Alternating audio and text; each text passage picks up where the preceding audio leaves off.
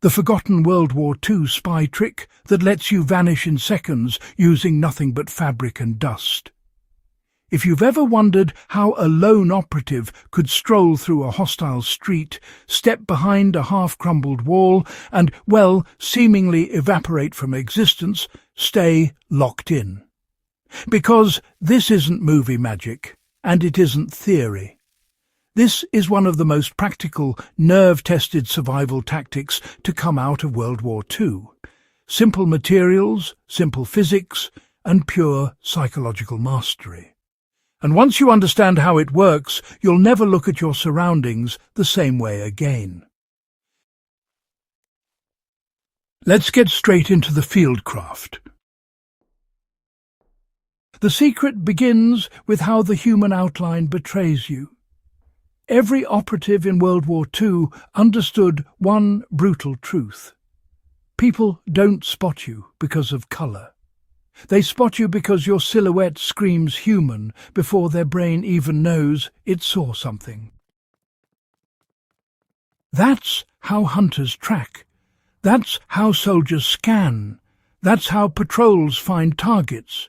Shoulders, head, torso, arms, your whole frame is a walking alarm bell.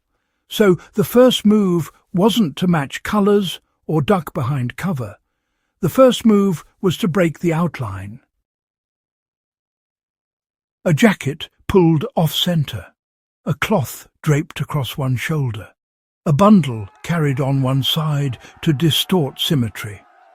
Anything that disrupted the clean vertical axis of the human body instantly made an operative register as something else, something unimportant, something background.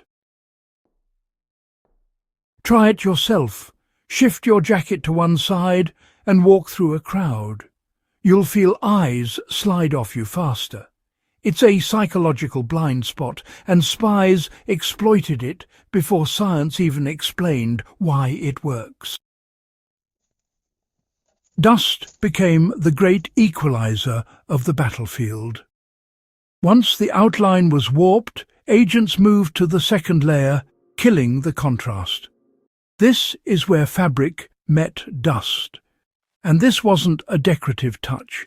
It was survival. Clean, fresh cloth reflects light. Even dark fabric, you know, has a bit of sheen. But the real world, abandoned barns, shattered brick alleys, crumbling city corners, has a matte texture. A tired texture, honestly. Nothing shiny, nothing crisp. Dust was, without a doubt, the fastest way to match that muted look. Agents rubbed soil, chalk powder, brick dust, coal residue, really anything local, into their clothing until sharp edges faded and fabric dulled. They weren't trying to blend with a specific colour. They were blending with the environment's visual exhaustion. When clothing stops catching light, it stops catching attention. You can, well, test this today in seconds. Take a clean jacket and step onto a dusty trail. You'll stand out like a billboard. Now rub that same dust onto the fabric and just like that, watch it disappear into the background. Same principle that modern snipers use. Same principle that kept spies alive in occupied cities. Matching the environment's rhythm sealed the disguise. Here's the part most people miss. Camouflage isn't stillness, it's rhythm. Agents didn't just dress like the landscape, they moved like it. In urban zones under occupation, locals walked with a worn-down slump, shorter steps, a slower cadence. Agents copied the posture, not the costume. In rural areas, strides changed, weight shifted lower, arms stayed closer to the body. Everything adjusted to echo the behaviour of whoever normally occupied that space. When you move like the environment, you stop being an anomaly. Anyone can test this, you know. Go into a busy market. Walk slightly faster or slower than the crowd. Suddenly, you're the odd one out. Now match their pace. You melt into the motion. Spies weren't blending into scenery. They were blending into rhythm. And rhythm is just as powerful as camouflage. Debris became disguise when open ground left no place to hide. Blending in a crowd is one thing. Vanishing in a stripped-down, bombed-out field is another. That's when operatives used debris as an extension of their disguise. A torn sack rubbed in soil became a field worker's wrap. A faded grey cloth powdered in mortar became a chunk of collapsed brick. A loose sheet thrown over the upper body shifted the shape enough to resemble anything except a living, breathing person. One agent reported lying beside a ruined wall with a cloak covered in powdered mortar.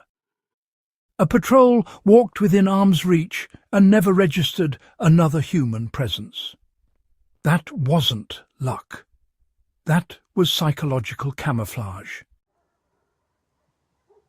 You can recreate the principle with modern materials.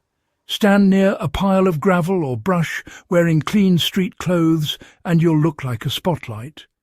Now dull the fabric, distort your outline and mimic the texture around you. Suddenly the eye slides right past you.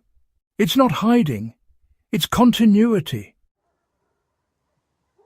Anyone can train this method today with discipline instead of theatrics. This trick matters today because it depends entirely on human perception, not gadgets or gear. And that hasn't changed since World War II.